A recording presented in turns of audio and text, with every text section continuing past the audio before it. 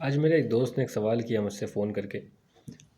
اکثر ایسا ہوتا ہے کہ کچھ سوال جواب ہوتے ہیں، تو انہوں نے پوچھا کہ افتخار بھائی، دعائیں جب رب سے مانگتے ہیں تو کچھ تو سوال یہ ہوتے ہیں کہ وہ پوری کیوں نہیں ہوتی ہیں دعائیں، اور جب مانگتے ہیں تو سکون نہیں ملتا ہے، یقین نہیں آتا ہے.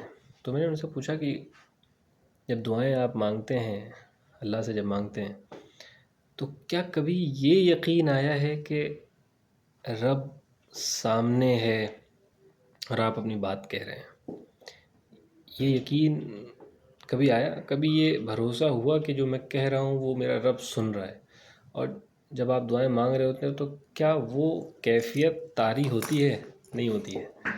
بس دعائیں میں اللہ ربنا آتنا فی الدنیا حسنۃ، یہ چل رہا ہے، یہ دعائیں چل رہی ہیں، لیکن کیا ہم واقعی سوچ کے سمجھ کے مانگ رہے ہیں؟ کیا ہمیں یقین ہے کہ سامنے جو جس سے ہم مانگ رہے ہیں وہ رب ہمیں سن رہا ہے؟ کیا یہ یقین ہے؟ نہیں ہے. تو اس یقین کو ڈیولپ کریے. جب یہ یقین ڈیولپ ہو جائے گا کہ جس سے آپ مانگ رہے ہیں وہ آپ کی سن رہا ہے، تو پھر سکون بھی ڈیولپ ہو جائے گا. پھر آپ کے دلوں کو سکون بھی آنے لگے گا. پھر آپ کو پریشانیاں نہیں ہوں گی. پھر آپ کو یہ یقین ہو جائے گا کہ میں اپنی بات رب سے کہہ چکا. اب رب دے تو یہ اس کی مرضی ہے، یہ عطا ہے اس کی، اور نہ دے تو اس کی حکمت ہے. اور بے شک اللہ بڑی حکمت والا ہے. تو ہم مانگیں، اپنا کام کریں. وہ رب ہے، وہ دے گا تو مرضی ہے، نہیں دے گا تو حکمت ہے. اور بے شک دعائیں اکٹھا ہوتی ہیں اور یہ آپ کو آخرت میں دی جاتی ہیں. اور ایک وقت آئے گا، حدیث سے یہ باتیں ثابت ہیں، کہ بندہ کہے گا کہ جب اپنی دعاؤں کو دیکھے گا جو دنیا میں پوری نہیں ہوئی تھی، اور وہ آخرت میں جب دیکھے گا کہ میری اتنی دعاؤں کا بھنڈار لگا ہوا ہے، تو وہ یہ سوچے گا کہ کاش کہ کوئی دعا میری قبول نہ ہوئی ہوتی تو میں آج اس کا یہ سارا اجر میں یہاں مجھے ملتا. تو یہ ساری باتیں ہیں. خیر، دنیا میں بھی دعائیں پوری ہوتی ہیں اور بہت ہوتی ہیں، سب کی ہوتی ہیں. سب سے پہلے تو حلال روزی کا ہونا ضروری ہے. آپ دعائیں مانگتے ہیں، بہت اسپیسیفک نہیں ہوتے ہیں. آپ کو اسپیسیفک ہونا پڑے گا. آپ مانگتے ہیں دعاؤں میں، یا اللہ مجھے طاقت دے دے، میں بہت حکمت والا بن جاؤں، میں بڑے فیصلے لوں.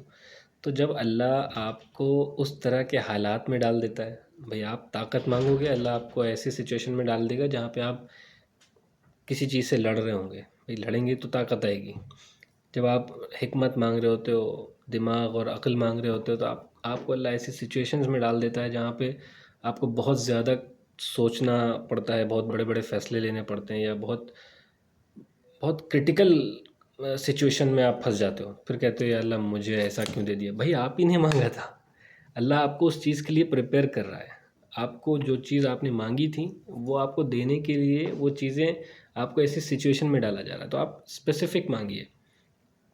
کوئی کہتا ہے کہ اللہ ہم کو پیسہ دے دے، تو آپ پیسے کے لیے بہت کچھ پیسے کے طریقے ہیں. پھر آپ الٹے سیدھے طریقوں میں گزرو گے کہ اللہ دروازے کھول دیتا ہے. پھر یہ آپ کی مرضی ہے کہ آپ اس میں جاؤ یا نہیں جاؤ. تو جب مانگے تو اسپیسیفک ہو کے مانگے، اللہ مجھے حلال روزی دے. عمر میں برکت مانگتے ہیں کچھ لوگ. اب عمر میں برکت ملتی ہے، لیکن کبھی کچھ اب معاملات ہو جاتے ہیں، حادثات ہو جاتے ہیں، اللہ حادثات سے بچائے.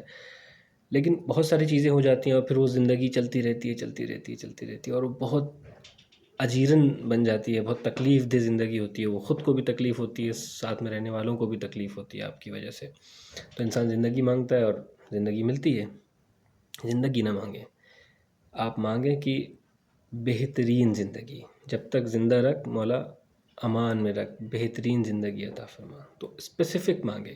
دولت مانگیں تو حلال مانگیں. عزت مانگیں تو بہترین عزت مانگیں، پازیٹیو عزت مانگیں. مشہور تو بہت لوگ ہوتے ہیں، کچھ اپنی چوری کی وجہ سے مشہور ہوتے ہیں، اور کچھ اپنے اچھے معاملات کی وجہ سے مشہور ہوتے ہیں. تو بہترین بات مانگیں. تو دعائیں جو ہے نا، یہ مومن کا ہتھیار ہے، لیکن اس کو چلانا آنا چاہیے. تو جب تک اس کو چلانا نہیں آئے گا، یہ حدیث ہے کہ دعائیں مومن کا ہتھیار ہے، تو آنا چاہیے. ایگزیکٹلی آپ کو پتہ ہونا چاہیے کہ آپ کیا مانگ رہے ہو رب سے. جب آپ کو پتہ ہوگا کہ کیا مانگ رہے ہو، اور جب آپ کو پتہ ہوگا کہ کس سے مانگ رہے ہیں، اور جب آپ کو یہ بھی پتہ ہوگا کہ وہ سننے والا مجھے سن رہا ہے اور وہ میرے سامنے ہے، تب دعاؤں میں اثر بھی آئے گا، اور آپ کو خوشی اور سکون بھی آئے گا.